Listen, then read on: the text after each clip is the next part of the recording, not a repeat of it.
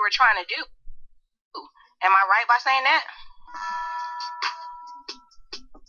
Absolutely. That's what it was about. It wasn't a show about me making money. I mean, of course, I'm a go-getter, so I know how to make money, but this was a show that I felt God put on me as part of my mission to prove that, you know, I rep him, and also to try to bring other people to Christ, you know, who like to watch reality TV like I do. It was a beautiful platform where I can reach people who might not go to church, you know, and at the same time have a show that's entertaining as well as informative and educational and spiritual all in the same. So yeah, this was something that God put on me as a conviction, because I don't think he was happy with how I represented myself on season 1 of I Want to Work for Diddy, nor season 2. I tried to do better by season 2, but you know, it was a spiritual journey I was going through, and I finally got to a place where I felt like, you know, I'm ready to rep Christ 100%, and I'm not going to do anything for money or just anything for TV. So I was about it, as they say, to really rep Christ through this show, and then I ran into this. Wow. Well, that's what's up. I mean, it's good to hear that. You had a transformation. It's great. How was that? Actually living in that house full of people trying to compete for a chance to work for Diddy. It was crazy, but I would do it all again because I learned a lot about people. I learned a lot about myself. I learned a lot about him, and just him in terms of being someone that I aspired to be like professionally. You know, being able to kind of get a bird's eye view of how a mogul operates and how they deal with their team. It just validated a lot of things for me, as to me, you know, pretty much not getting much sleep and always on that grind and having to deal with people with different agendas and personalities and staying focused and people pulling you from different, you know, angles.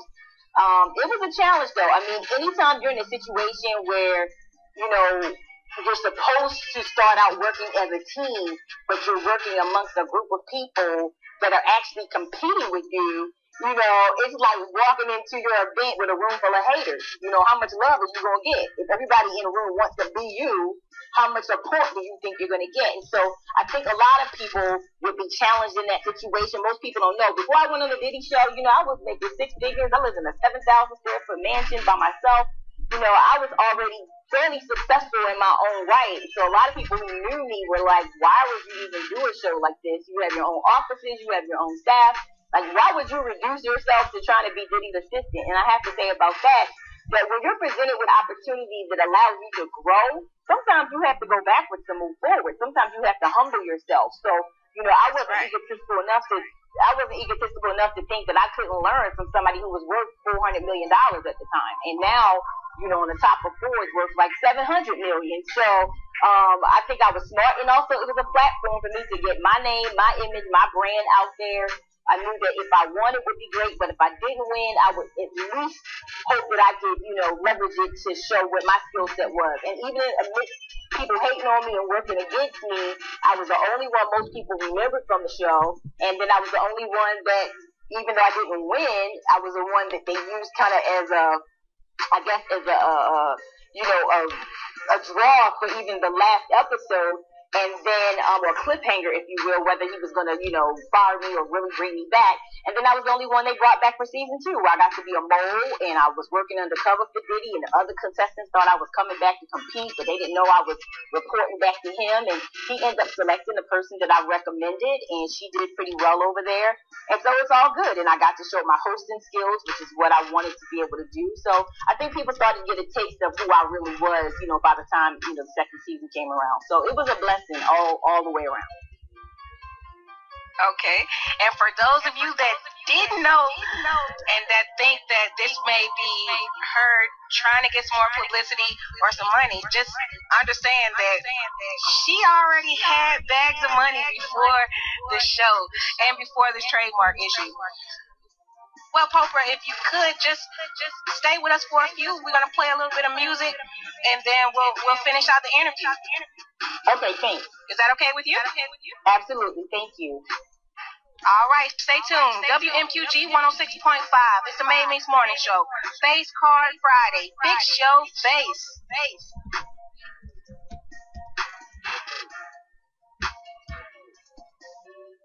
Wmqg 106.5 FM. It's Space Car Friday on the Made Mynz Morning Show. And right now we're in the midst of an interview with Poprah Kearney of the VH1 special, I Want to Work for Diddy. Kim, you still there? Yes, I am. All right. For those of you that don't really know how the trademark thing goes, after a trademark is filed, the U.S. Patent and Trademark Office publishes the trademark in a gazette or a magazine and allows others who may have a claim to it to oppose it. But in your case, Poprah, this was 2 years later. Is that correct? Well, can I correct you on something? Because I know you probably got that misinformation from reading some of the press that's been out about this case, but I would like to clear it up, so that other people can benefit from my experience. Right. The publishing happens before the trademark is even registered. So when you apply for a trademark, once your application is assigned to an examining attorney in the trademark office and they verify that no one else has that name and there's no conflicting marks or anything too similar, then they actually publish it in the legal newspaper, usually the Gazette, and then they will, that's when it gets published. And then if no one in that 30-day period objects to it, then it moves forward in the next step of registration, which could be when you provide your specimens, showing that you're using it, what have you, and then it goes to registration. What happened with this situation with Tyler Perry is that I submitted a television show, this What Would Jesus show, through his people being referred by producers that I was working with in Atlanta on another reality show I was hired to produce. And consequently, I got an email back saying, Tyler has your treatment. 4 months after I submitted my treatment and got 2 emails verifying that he had it, I received, I went to just check on my registration and what stage it is, because it takes sometimes 6 months to a year for that whole process of the trademark going from application to actual registration. And I saw that his attorney had applied for the name of my show 4 months after I submitted my show to them and got the email responses saying, Tyler has your treatment, Ms. Kearney. Then they received a rejection from the trademark office, and I'm not slandering anybody. All this is public record. You can look it up at uspto.gov. Look at What Would Jesus Do? Tyler Perry versus Kim Kearney. It's all public record. But basically what they did was the trademark office says, no, Mr. Perry, you can't get this name because there's already an application in process for this name. So his attorney basically responded like, oh, okay, cool. Put our application to the side in lieu of what happens with her. I guess basically thinking I wouldn't follow through to get my name, which some people are intimidated by the process. They don't follow through and their application abandoned. But I've done trademarks for years. I had one when I had my own TV show on UPN and the CW, so I'm familiar with it. So I went on and moved forward. My registration, my trademark got registered. And then after my trademark got registered, they filed a cancellation proceeding against me to try to get my trademark, which was legally mine, canceled. And the first time they got it canceled, because I wasn't even notified or served properly, they tried to serve me in Atlanta, and I don't live in Atlanta. And even though my address was updated with the trademark office, they tried to be slick, send it to an old address.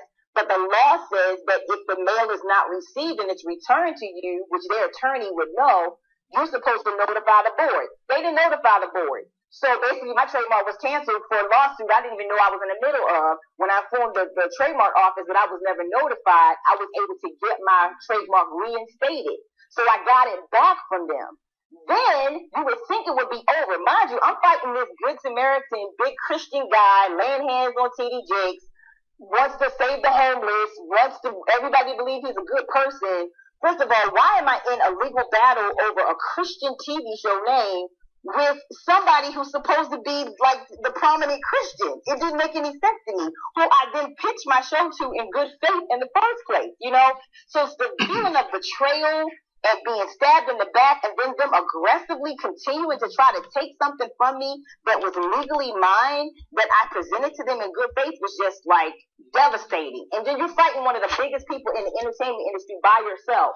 Anyway, I got my trademark reinstated. Then they came for me again. They filed another cancellation proceeding, and that's the one that is in the media right now. But mind you, I've gone through this with them going on over 4.5, almost 5 years. So this has been 5 years of hell of me fighting so secretly by myself one of the biggest people in entertainment. And you have to ask yourself, like, what would you do in this situation? A lot of people would just be like, hey, man, I'm going to back down, which is what they expected.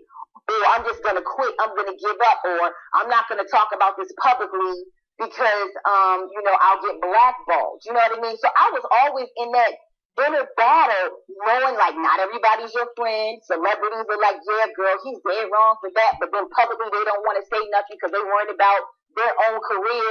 People who are supposed to be in the Christian community, big ministers who I approached, who were like, yeah, this is horrible. God didn't approve of this. But then when I asked them to help me reach out to Tyler, they didn't do it.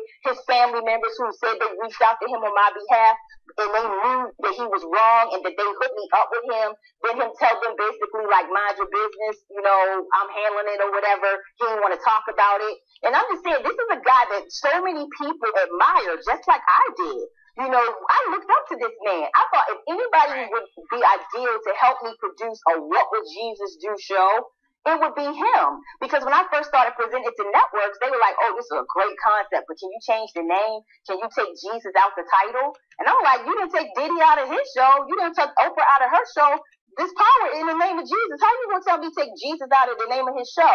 So to me to fight someone who is this well-known and influential in the Christian community was just devastating to me. I had nights where I just didn't even want to wake up the next morning. It made me question God, question my faith, question my life, question my purpose, question my friends, question my family.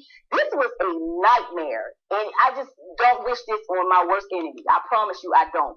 But my faith has been restored through this experience because I realized that the bigger they are, the harder they fall. And it's more and more cases just keep coming out one after another. There's another one right now against him. For somebody saying that he stole their idea to build a studio in Atlanta. They just mentioned me in that article. So this is where there's smoke, there's fire. So Kim, what would you tell somebody that is trying to patent something? How can they protect themselves against this kind of issue? Okay, first of all, I would have been okay if I had known this one thing. One, you definitely should trademark the title of your creative works. People think a copyright protects the title. Copyrights are involved with songs and scripts and things of text, but that doesn't give you the right to a brand or a title. That's why I had to trademark the title. I copywrote the semi-script that I had because it's a reality show. It's not really scripted, but I did copyright the scripted part of the show. Also, I registered the show with the Writers Guild. I registered with the Writers Guild before I even did the trademark. So when it came down to the trademark, that was the right thing for me to do. But the way that he basically ripped me off and got away with taking my name was on a technicality, because when he re-sued me, which everybody thinks she sued him for money, I never sued Tyler Perry. I still haven't sued him, and I should. But I never sued him. He basically filed against me to take the trademark of mine. And what happens is when you receive that service from their attorney saying, hey, this person's coming after you, you have 30 days to reply. And since I did not have an attorney, I did not know that that's just a unwritten but known deadline that any civil lawyer would know. Even though the trademark office had like a schedule as to what would happen in our case, like, defendant does this and then plaintiff does that, there were deadlines that weren't in that listed schedule, which I'm thinking I'm a logical, intelligent person. I'll do everything based on the dates that they provide. But there was a date they don't provide, which is you have to respond in 30 days to what are called admissions. And admissions basically mean that if I was saying, You know, but you don't have a radio show, do you? You have no intention of doing anything positive with your life, do you? You don't have a website for this radio station, do you? That's what admissions are. They're basically questions, but written in the negative. So basically the questions to me, or the statements to me, were, you don't plan to use this name, do you? You don't have a real website for What Would Jesus do you? You're not going to, you know, legitimately, you never tried to really do a show or shop this to any networks, did you? And because I did not respond, even though my answers would be like, are you crazy? This is ridiculous. Of course I'm using my name. Of course I have a deal with the Word Network to reach this, to have this show reach 80 million households.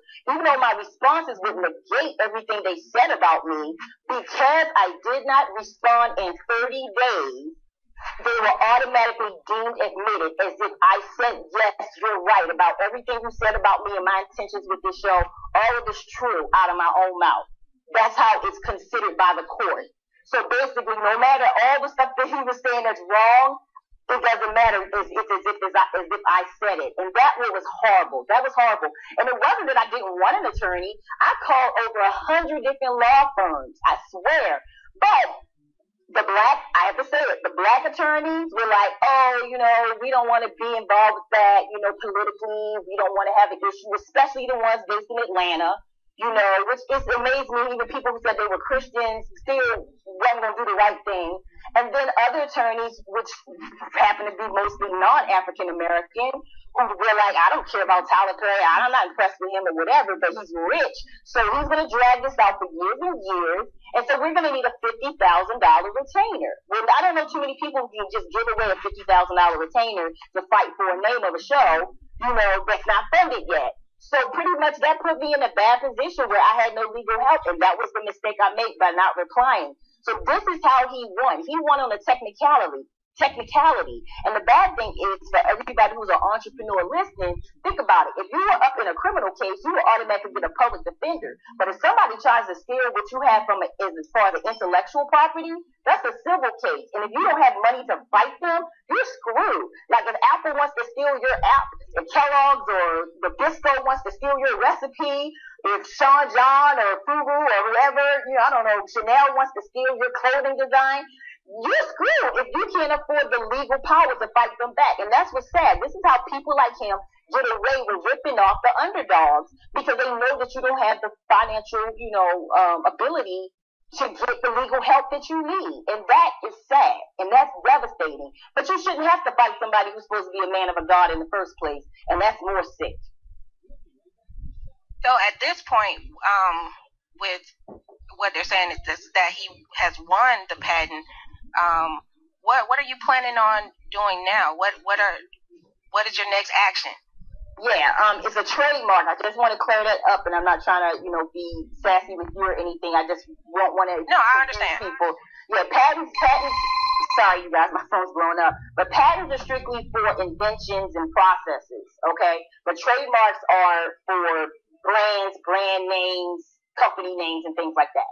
But anyway, so he got away with the board giving him my trademark right now, based on the fact that none of my evidence, my email showing he saw my show, based on my evidence showing that I had a deal with the Word Network for the show to air every Friday night, multiple times, and reach 80 million households. None of my evidence was considered. None of my replies to the admissions were considered, because I did not file them properly, not knowing the legal format.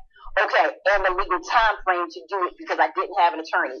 But I am working with some high-powered people who are now very interested in this case, because there's so many cases, so many people, as a result of me going public, have contacted me and said this man took their songs when they were on tour with him. People who said that they submitted his plays and the characters in his movies or in his TV shows or plays are based on their storyline and their characters. So it's actually drawing all these people who are victims of this man to me. And I'm working with some people who want to come aboard and see if there's grounds for maybe a class action suit, or, you know, at least for me to appeal. So, you know, like God did with Moses. You know, Moses had to go back to Pharaoh so many times and tell Pharaoh, God said, let his people go. I'm going to keep coming for you, Tyler Perry, and I'm going to tell you, let my trademark go, because this is not about me. This show ain't about making money. I want people who think, oh, she's just trying to come up off of Tyler Perry. Number one, no one who gave 20 plus years of their life to be in the industry would risk getting blackballed for a little bit of change. Number two, I offered to share my trademark with Tyler Perry, who's worth hundreds of millions of dollars, in writing, in public, on public record, for free. I said, you know what? I'm going to be like Solomon when the ladies was fighting over the baby. And Solomon said, well, you know what? I'm going to cut the baby in half. And the real mother said, no, I love the child. Let her have it. I said, I'm going to be like that and try to be like what Jesus would do. I'm going to share my trademark with this demon who's trying to steal it from me, who says he reps Christ, and let God deal with him. So, Tyler, you can share my trademark. It's called a restricted use. I'll use it for a reality show, and you can use it for your movies, films, concerts, or however you want to use it. And we'll both be good, because we're supposed to be spreading the word of God, right? Did you know he turned that down? How many people will offer a multi-millionaire who's trying to steal from them something for free? So don't ever come for me, people, and say that I did this for money, because I offered to do it for free. He turned it down. So let's talk about who's greedy, okay? Why would somebody who's already worth hundreds of millions of dollars want to take from someone? For everybody that he's built up, how many people has he ripped off and destroyed? And number two, you know, like, is the Medea franchise so played out that since you know that, you know, the Christian community, the faith-based community is the next easiest demographic to exploit, so you're like, you know what? Medea's played out. I'm gonna go ahead and just jump right in full swing into the Christian works and the inspirational projects. That's what I personally think, but that's just my opinion. But you know what? The facts speak for themselves. You forget what you say, look at your actions. So I'm saying, Tyler, please do the right thing. If you want to claim you didn't know about this, although I know for a fact in my gut, from based on conversations with your own family, that you knew what was going on. Let's say by chance you didn't know. You know now. It's been on CNN, the Today Show, BET, Vibe. It's been on almost like 100 different media outlets. You know now. So do the right thing and come to me and say, sister, I'm sorry this happened. We can save face, and let's find a way to work together. I don't want to work with you on the project because I don't trust you, but at least I'm still willing to share my trademark with you because I want to do what Jesus would do. Wow. Well, thank you so much, Poprah, for your point of view. You are actually right now speaking to over 20,000 people right now. So in addition to all the other outlets that have heard your issue, it's 20,000 more people all over the world that are listening to your issue right now. And, you know, I can't truly give my opinion on it, but I'll say that, you know, you speak a valid point here, and the people need to hear that, especially people that are in business and are trying to do any patents or trademarks. Protect your ideas. Really protect your ideas. Thank you so much, Poprah, for calling in. Tell the people how we can get in touch with you, how we can stay abreast on your battle. Yeah, sure. You can follow me on Twitter at Poprah, Poprah. On Facebook, I'm Poprah, host actress. I just started an Instagram, The Real Poprah. And also, I created a company, and this was years ago that I started this, helping and counseling other young and up-and-coming business owners. Remember, the mistake that I made years ago, okay, when this was first filed. So I have learned trademark law and civil law and business-related things inside out as a result of trying to fight this myself. So there's a company that I have called YourTrademarkGuru.com, YourTrademarkGuru.com, and I've actually literally helped lots and lots of people who have similar trademark battles or who, you know, are realizing that you can't just go and register domain names and think you own that brand. You know, you can't just keep posting the name of your t-shirt company or your perfume or your makeup line on Instagram and Facebook and think that nobody's going to copy it, or do your events at clubs or your natural hair expos and think no one is watching. And there are people who are predators who go after knowing that the small business owners a lot of times don't handle our business, and they will take it. You know, it might be your best friend. It might be your business partner. So please, just handle your business, y'all. YourTrademarkGuru.com. I'm here to help you, and my team can help you in any way you want. Okay, once again, thank you so much for calling in and giving us the time to interview you and help to get, you know, this out to everybody and to understand hey, protect your ideas, protect your trademarks, and do good business. So, thank you. Like I said, thanks for calling in, and we will put all of her links on our page at Neque Made Mynz and also at Wmqg FM on Twitter, and y'all can follow this and make sure that you stay abreast on what's going on. All right. Thank you so much. Bye-bye. Bye. All right, it's Wmqg 106.5 FM. It's your girl Neque on the Made Mynz Morning Show. It is Fix Your Face Friday, and we just had Poprah on here. Looks like she fixed her face. Weigh in. You can all call in and still let us know what you think about the issue. Hit us up on Twitter at Neque Made Mynz or Wmqg FM on Twitter as well. And we're going to keep all the links there for you to be able to see what's going on with the story. And if you need any help with your trademark issues, you can also, the website and her links will be on our pages. We're going to get into some more music. It's Face Card Friday on the Made Mynz Morning Show. Fix your face. WMQGFM.com. And you know what it is. It's Neque, the Made Mynz Morning Show. Stay tuned and keep it locked. 106.5 FM.